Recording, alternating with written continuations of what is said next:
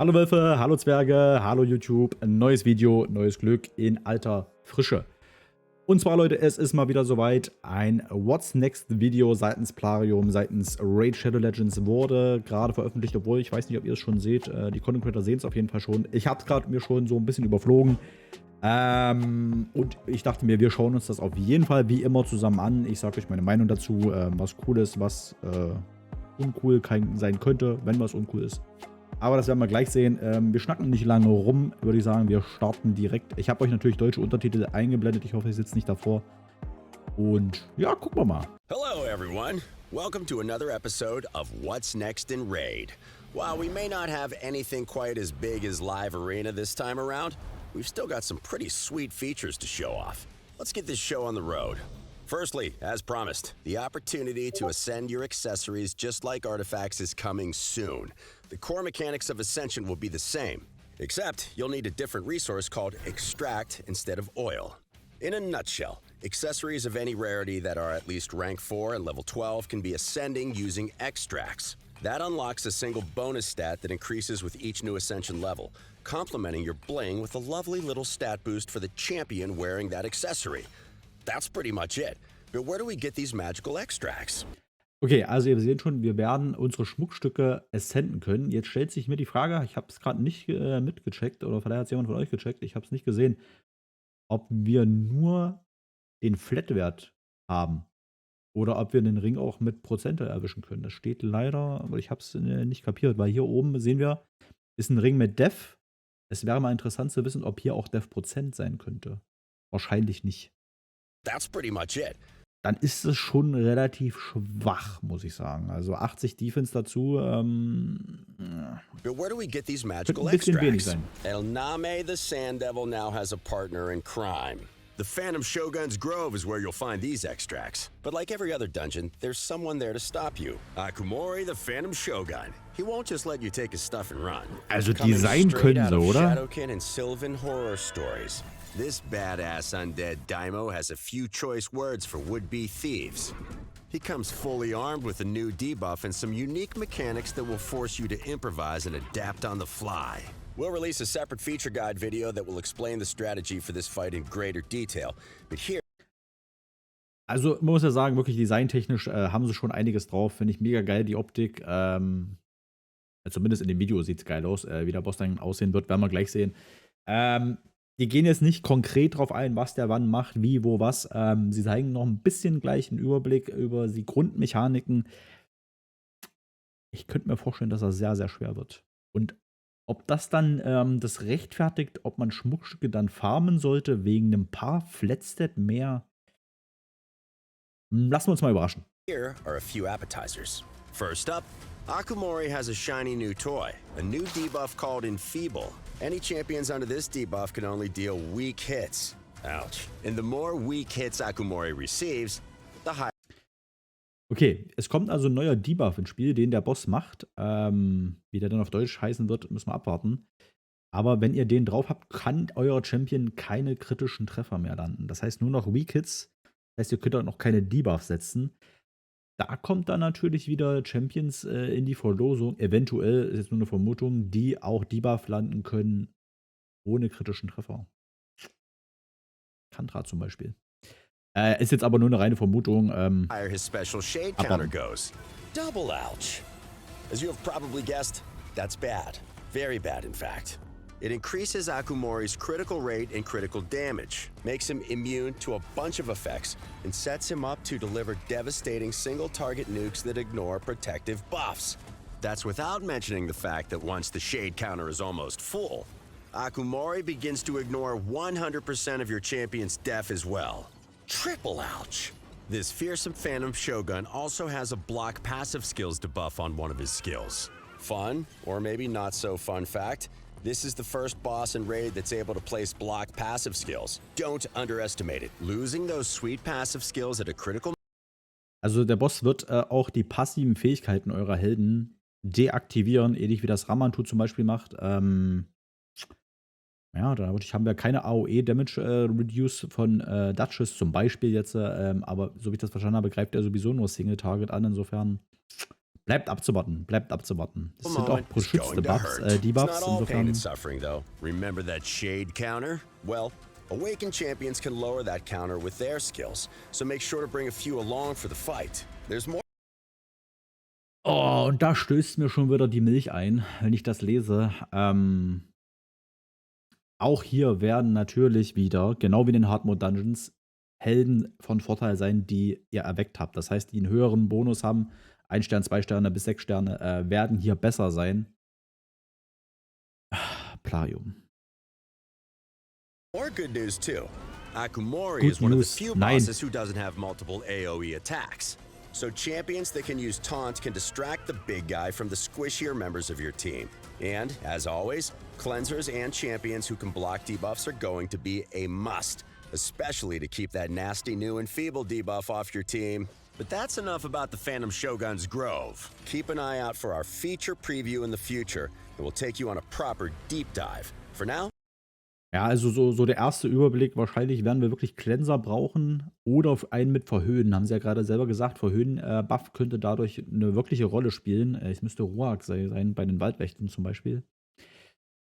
Ob das dann, es gab so oft diese Videos, Leute, wo gesagt wird, oh, das müsst ihr mitnehmen, das müsst ihr mitnehmen. Letztendlich hat sich dann was völlig anderes rauskristallisiert. Wir müssen den Boss testen und dann werden wir sicherlich auch andere Mechaniken rausfinden. Die Community von Raid weiß oft mehr als Plarium selber. let's move on and see what else Raid Eigentlich has in immer. store. It has been Aber gucken quite wir a weiter. while since we released the Sylvan Watchers, and we've added to their faction over Die time. Waldwächter. By now, you've collected and leveled up some of these enigmatic forest warriors, so it's only fitting they finally join faction wars with a crypt of their own. Don't expect any surprises or unique changes. We're going the same route as we did with the dwarves and Shadowkin, so all previous rewards except for Lydia the Death Siren remain the same. And when the Sylvan Watcher's Crypt is added to the game, you get more milestones to conquer in faction wars. Lydia will remain the ultimate reward, though. If you already reached but forgot to claim her, don't worry. She'll be sent straight to your inbox when these changes go live. If you are still some stars short when the update hits, you'll need to complete the new crypt to earn her. So, Also ganz wichtig, Leute, wer kurz davor ist, Lydia zu erreichen, sollte das jetzt unbedingt noch machen. Die Waldwächter werden Anfang Juli, so hatten sie es ja damals schon mitgeteilt, öffnen. Das ist jetzt demnächst. Könnte sein, dass es nächste Woche schon soweit ist. Deswegen, Leute, haltet euch rein, wenn ihr kurz davor steht. Sonst müsst ihr die Waldwächter auch noch abschließen, um Lydia dann zu bekommen. Ja, ansonsten ist genau wie damals bei Schattenwesen oder Zwergen, wenn eine Fraktion neu öffnet, kommt halt neue dazu. Müssen wir jetzt auch mit täglich farmen oder sollten wir täglich farmen. Ja, nichts Besonderes. get moving. Speaking of collecting champions, the roster of champions in Raid has certainly grown in size, so we have prepared an awesome quality of life update to the champions filter. Behold. Available both Jetzt muss ich kurz unterbrechen, Leute. Jetzt kommt kurz ein Cut, ich muss was einfügen. Moment, bin gleich wieder da. So, jetzt können wir weiter gucken. both in your collection and on the Battle Select screen. This filter will allow you to browse through your champions using more filters than before. We've made it super easy for you to get to the champions you want to use for each game mode. For starters, you can just type the champion's name in this field. Yeah, that easy. You don't even need the full name. Just a few letters will do. Then you have the most basic options to select champions who match a certain rarity, affinity, rank, and type. So if you want to see all your legendary magic attack champions of Danke, rank Plarium. 5 and above, you can do that. Want to see those same champions that belong to one or several specific factions? No problem. We've got that covered as well. You can make it even more specific by searching for champions with a specific type of aura skill. And we're not just talking select champions with an increase attack aura. Oh no. You'll Geil. be able to specify Also whether wirklich ein it's super an Feature. attack increase in arena, dungeons, and so on. And whether it applies to all allies or just a specific affinity. Mega. Neat, right? What? Not enough for you? All right. How about choosing champions who can apply specific buffs or debuffs? You can pick multiple options from the selection, and the filter will Geil. bring up all champions you have who can Mega dish those geil. effects out. And just in case that's still not enough for you, we have the same options for instant effects too, such as healing, turn meter manipulation, manipulating buff or Mega. debuff duration, etc. Finally, we've not forgotten champion tags. You can add those to your filter parameters as well. All in all, we tried to make the Champions filter as comprehensive as possible, and it will ensure that team building is easier than ever before, especially for those of you who already have hundreds of champions in your collection. Let's Ja. move on to one of the updates coming a bit. Da halten wir mal kurz an, Leute. Das ist eine Mega-Änderung. Es kommt also ein neues Filtersystem, wo ihr eure Champions filtern könnt. Ihr könnt den Namen eingeben. Danke, Plarium. Warum erst nach 4 Jahren? Wenn ich überlege, wie viel Lebenszeit ich verplempert habe, wenn ich einen Champion suche. Jetzt gebe ich einfach AR ein und kriege Arbiter als erstes wahrscheinlich raus oder A-Tag. Danke, Plarium. Das war dringend nötig. Sie haben es jetzt endlich umgesetzt. Auch dieser andere Filter wird für neue Leute, für Early-Game-Spieler, für Mid-Game-Spieler, die noch nicht halt wissen, ich brauche eine schnelle Aura, ich brauche eine Attack-Aura in Dungeons. Wer macht das? Jetzt könnt ihr danach filtern. Extrem gut. Ich brauche einen Held, der macht Gifte. Zack, klickt er Gifte an und ihr kriegt alle eure Helden, die Gifte applyen können. Mega gut. Finde ich super, wirklich super. Super Sache von Plarium. War dringend nötig, ja, aber es kommt, Leute, es kommt. Daumen nach oben dafür. Mega. Further down the line, we have a new activity in store for clans, the Hydra Clash. It kind of works like a mini tournament between clans that starts every week and provides players with an extra source of goodies. Because who doesn't love more goodies, right? The roles are simple enough. 5 clans are matched against one another, and whichever clan deals the most damage to the Hydra and earns the most Clash points wins. Simple. How do you earn these Clash points? Smack that Hydra's head as hard as you can, and use multipliers to your advantage.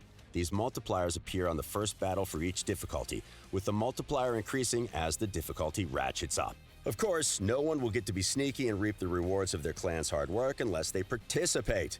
Players need to reach a certain damage milestone before they are eligible to receive any of the chests that are available through the Hydra Clash. What's more, the size of the reward directly depends on how much they contributed to the clan's performance. You'll need to put in a shift to earn the rewards. While we do have rewards for the second and third places, you'll definitely want your clan to coordinate and grab that top spot. Now, let's take a look at the goodies that await you inside those chests. So, jetzt müssen wir anhalten. Also kurze Erläuterung für euch, Leute. Es wird also einen Hydra-Wettbewerb wöchentlich geben, wo ihr zusammen mit 4 anderen Clans gemixt werdet. Und ja, es wird Truhen geben für jeden Meilenstein. Aller Schaden von allen euren Clanmitgliedern wird an der Hydra addiert. Und dann bekommt ihr, je nachdem, wo ihr landet, besondere Belohnungen, Truhen etc. pp. Und hier sehen wir gerade mal eine Truhe davon. Und wir haben 40 Clan-XP, 400 Clan-Gold und ein Schmuckstück.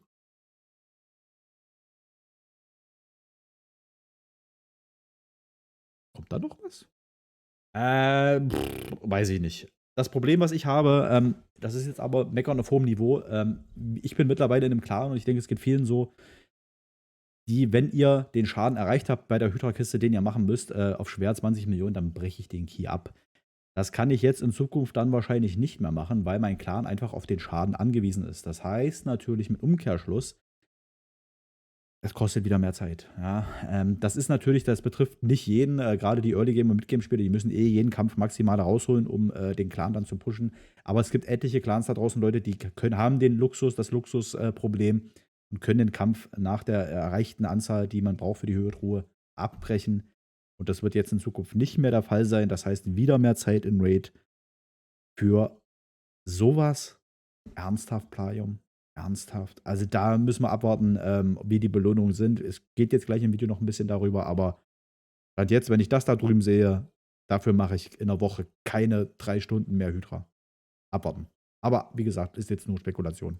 Protection and stone skin accessories. Protection accessories will be unique to the Hydra Clash, and as the name suggests, they are going to complement the good old protection set, bringing the overall number of items and bonuses to a whopping 9.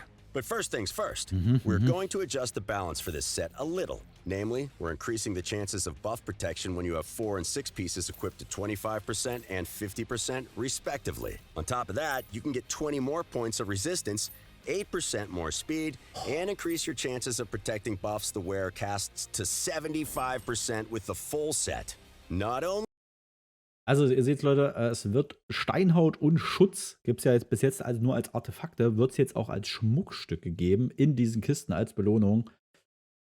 Kann schon sehr, sehr stark werden. Wenn ich überlege, ihr habt einen Held mit 9 Artefakten, beziehungsweise auch noch 3 Schmuckstücken in Steinhaut. oder in Schutz, wie wir es hier sehen, bekommt dann nochmal deutlich mehr Speed dazu. Sie machen es halt immer sehr schmackhaft für die Leute. Ob sich das dann trotzdem rentiert, ich wage es zu bezweifeln. Only that, but we're adding another new effect for the full set. Champions will deal 5% more damage for each buff placed on them by a champion with the full protection set. Oh, das ist huge. Oh, da müssen wir nochmal zurückspulen. Das müssen wir nochmal genau durchlesen. Und zwar, guck mich mal. Wir haben zudem einen neuen Effekt für das vollständige Set Champions, verursachen 5% mehr Schaden pro Buff, der ihnen von einem Champion mit vollständigem Schutzset verliehen wurde. Wow. Stellt euch mal vor, ihr habt eine Siphi, nur mal als Beispiel, die macht 3 Buffs, die hat ein volles Set an, Schutzset zum Beispiel. Dann sind das nochmal 15% mehr Schaden, den dann eurer Damage-Dealer anrichtet. Das ist viel. Das ist sehr viel. Ja, sie wollen es mit anderen Worten, sie wollen es wirklich pushen, dass wir es farmen sollen. Abwarten, Leute. Ich sag mal abwarten. Ich kann mir nicht vorstellen, dass großartig die Leute da Bock drauf haben, jetzt Hydra wieder noch mal ernster zu nehmen. Naja. With the full protection set. This is a must for support champions. Allowing them to place and protect buffs is a big deal, as well as increase the damage output for other champions. Then we have Stone Skin accessories. The new bonuses are as follows. 8% more HP for 7 pieces of the set equipped, extra 40 points of resistance for 8, and for the full set, we're increasing the shield granted at the start of each round from 50% of your champion's HP to 75%. If you want to really ruin an opponent's day, a couple of champions with full protection and stone skin sets will ensure that your precious buff combo is almost completely untouchable.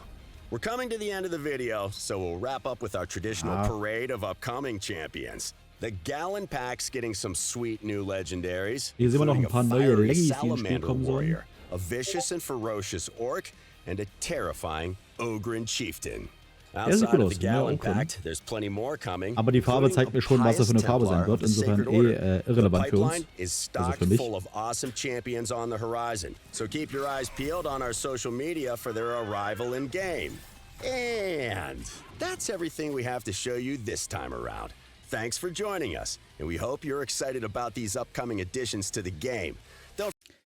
Also Leute, halt mal fest, positiv auf jeden Fall der Artefakt, der Champion-Filter, nicht Artefaktfilter, der Champion-Filter, mega Erweiterung, finde ich super gut.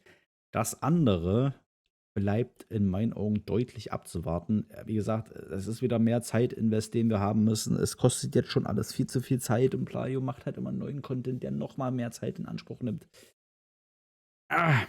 Deswegen, ja, ich sehe es nicht so kritisch. Es bleibt abzuwarten, wie die Belohnungen sind aus den Hydra-Kisten, ob sich das mit diesen Steinhaut-Artefakten, Steinhaut-Schmuckstücken und Schutzschmuckstücken rentiert.